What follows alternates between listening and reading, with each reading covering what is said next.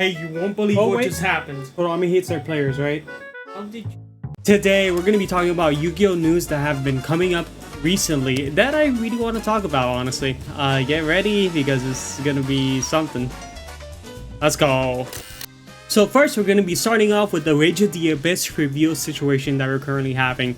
And today, they revealed the Asamina and Sinful Spoke cards, showing off the Sinful Spokes of Deception right here, one of the most important cards in the deck, and the Bat Lady that I don't remember the name of.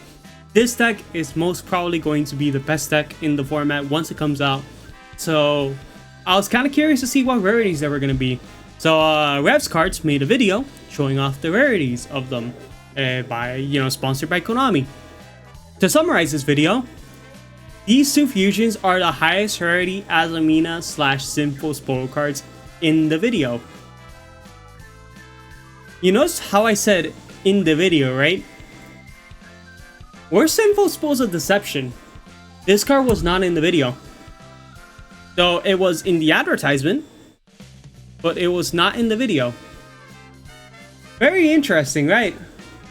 So most probably this card will be a secret rare. We have not received any corrections, anything involving the Revs Cards video. So this is not Revs Cards' fault at all. The most important card in the deck, of course, it's the secret. So okay, sure. You know what? Let's keep gatekeeping. Sure, that's whatever.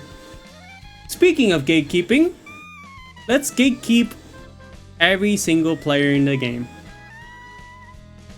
So Mulcharmy, Maxi number 3, probably the most important Maxi that we have right now, because Maxi is banned. Mulcharmy Fuwalos.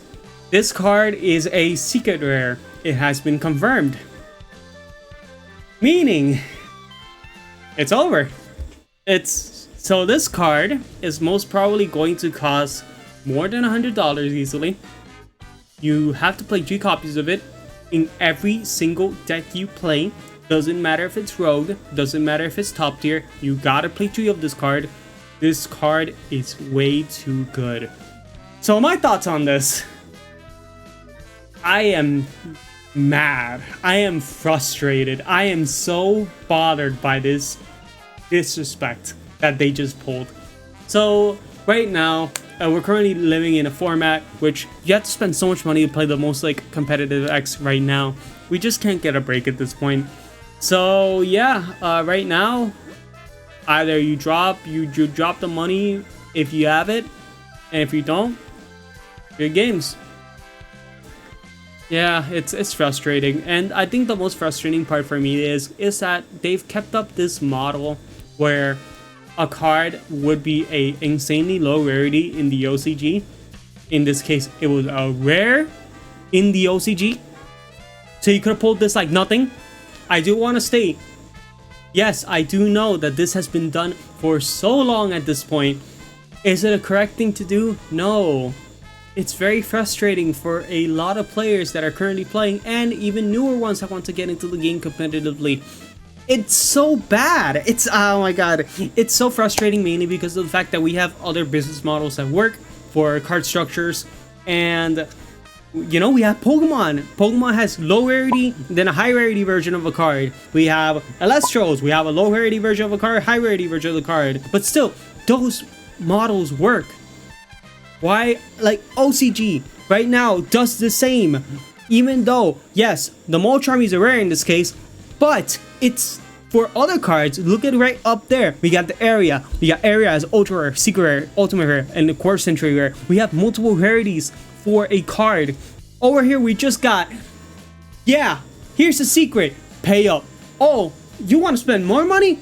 Oh, okay, here's a quarter century rare. It's so greedy. It's like, I don't want to. I've been hearing the argument of, oh, maybe the vendors are the greedy ones here. You do realize that the reason why a card is expensive is because it is not as accessible as you think. So for example, an SP Little Knight would cost $90 because it is a secret rare, only a secret rare. So it costs a lot of money, and a lot of people want it. So stock is very low on it compared to other cards that you'll be pulling. If Pokemon would remove their common generic staples and just make the full arts the only version of the card to get, it would be the same as Yu-Gi-Oh right now. I want you to think about that, you know? And give me your thoughts in the comments. That's some food for thought for you guys. Anyways, the policy has been updated. So let's take a look at what changed. So first we have public knowledge being changed. Previously, you're able to look up cards in the Yu-Gi-Oh! Neuron app, but the only cards you were able to look up were the cards that were currently on field, cards that were shown during the duel, or a card that is currently in your opponent's graveyard or banished. So you weren't able to look up a card that may have been in your opponent's deck, so it's a bit awkward. So you won't be able to look up an effect that you weren't completely sure about that your opponent is probably going to search.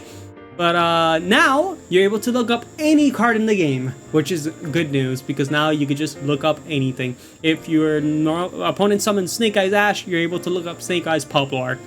So that's a good example right there. Previously, you weren't able to look up Poplar unless they added it to their hand. So next up, we have privileged information.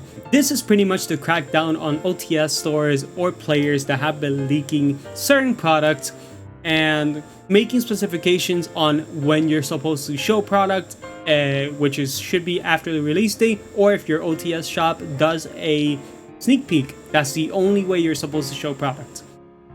Wow, that's crazy. There have been leaks out there? I haven't seen them. Not at all. Good thing I didn't see them, because that would have ruined my experience. Next one, don't get too excited about this one. Foreign language cards. So I'll read this one out. TCG cards printed in English, French, German, Italian, Portuguese, Spanish, or Japanese are legal for play in sanctioned and official tournaments within all TCG territories. If it stopped there, it would have been perfect. Provided they have a TCG card back with the Yu-Gi-Oh logo in English. So, this means that there is a card in Japanese that has the English back. And want to guess what that card is? It's not an Asian English card because that one has a OCG back. I'm so sorry to tell you this. But the card they're referring to is this BLS. Shoutouts to Magic and Wizards for making this video. Just wanna point that out. Anyways, but yeah, we have this card. This is the only card this rule applies to, by the way. There's no other Japanese card that this applies to because the rest have the OCG back. Yep, we are so close to a perfect world. Next up, deck registration. So they updated this, which is a very neat thing. If a event offers online registration, then now you're able to resubmit your list before the event starts, which is very good because you would assume this would already be a rule, but sadly they were very strict about this. And yeah, that's how it works now, which is great. I'm glad it works like that now. That's it for the rules, but I do want to point out that we did not get the change that the Europe got. You guys got so lucky I didn't have to pull out my playmat. If you want to know more about this playmat ruling, I have an entire video dedicated to it. Check it out right now.